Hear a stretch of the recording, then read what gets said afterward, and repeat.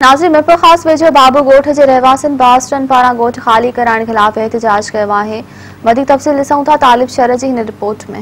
हिन वक्त असां मौजूद आहियूं मिरपुर ख़ास प्रेस क्लब ते, जिते हिकु बाबू ॻोठ तहलका शुजाबाद जा रिवायती आहिनि जेके मुतासिर आहिनि। उते जे बाअसर ज़मींदारनि हिननि खे लॾाइण जी कोशिशि करे रहिया आहिनि ऐं ज़बरदस्ती हिननि खे उतां खां लॾाए ॿिए हंधि मुंतक़िल करण जी कोशिशि करे रहिया आहिनि। उहे मुतासिर ख़ानदान जेके मर्द औरतूं मासूम ॿारनि समेत हिन शदीद गर्मीअ में पंहिंजो एहतजाज रिकॉर्ड कराइण आया आहिनि।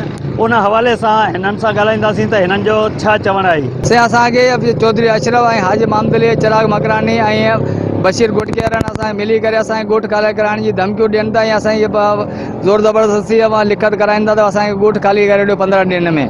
उन्हनि असांजे कुझु माण्हुनि खे घुराए उते उन्हनि जी ज़ोर ज़बरदस्ती खां साइनूं वठी करे चवनि था स्टैम्प पेपर ठही वेंदा, हाणे तव्हां हितां ॻोठ खाली करियो।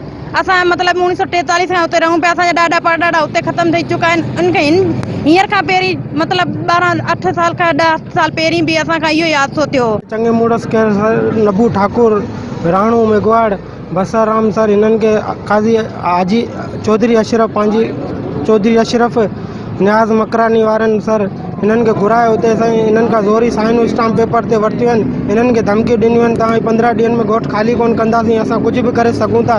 हींअर असांजी अखियूं खुलियल आहिनि, पोइ असां पंहिंजी अखियूं बंदि करे बि कुझु बि करे सघूं था सर। अहिड़ियूं धमकियूं ॾिनियूं आहिनि सर। वञे असां पंहिंजो हक़ लाइ असीं इहो माना करियूं पिया कमु जेको असांखे पंहिंजो हक़ मिले सघे। असांखे नाइंसाफ़ी करे पियो इहो असां केॾांहुं वेंदासीं। असांजा नंढा नंढा ॿार असीं अहिड़े कारे में किथे वेंदासीं। न असांजो घरु आहे, न असांजी जॻहियूं आहिनि। तालिब शहर मेहरान टीवी।